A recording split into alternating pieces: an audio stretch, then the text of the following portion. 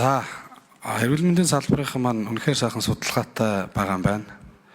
Тэгвэл энэ ерөнхий энэ гэрэн дээрээ энэ тавьсан аймагуд дээр хойдолд үнийн дүнгийн тавьчаарай. Бид энэ ч бодлого ярьж байгаа.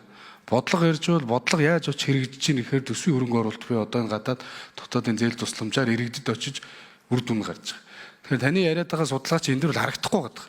Нэг ч тоо байхгүй. Зүгээр ингэ нэр тавьсан. Би бол тэгж харж байгаа чинь бүрэн сайдаа. Тэгэхээр энэ дээр тоонуудаа тавьчихарай гэж хэлэх гэж байгаа. Нэг, хоёр их юм бол энэ ерөнхий хилцээр гэснээр ард дээр дандаа янз бүрийн асуудал явж байгаа шүү.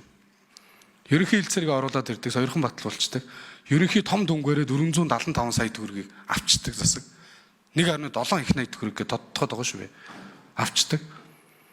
Тэгэнгүүтээ тэрний захиран зарцуулан дээр одоо тэгээд жавхлан сайд одоо яг үнэнгээл хэлж шít. Боловсролын яам ажлаа хийгээгүй л шít. Саналаа өгөхөөр 3хан сургууль 3хан цэцэрлэгэл байсан юм шít. Тэгээ өмнөөс араас сууж байгаа гишүүд сонгогдсон тойрог болгон дээр асуудал байна. Тэнд боловсрол байх.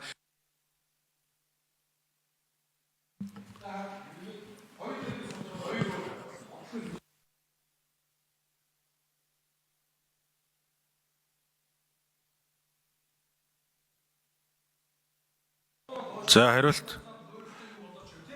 хариулт тий. Хариулт хэн байх вэ?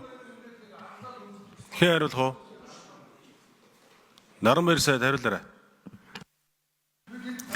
За энэ ийм юутэй юм а бид бас жишг зураг гэж гаргаж ирж жишг зургаар явсан ийм түүх бий.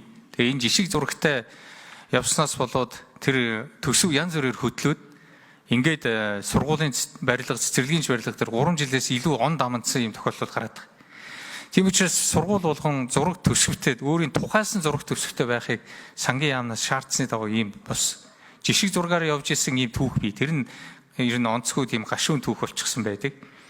Энэ ерөнхий хилцээр учраас энэ дээр бас зарим нэгэн сургуулийн хүчин чадлыг бууруулах ч юм уу ингээд ярилцаад бас энэ онцгой шаардлагатай байгаа газруудад зураг төсөв нь одоо хэрвээ юутай байвал боловсруулах гэж бол амжихаар бол оруулаад явъя л та. Ингээл явхад боломжтой.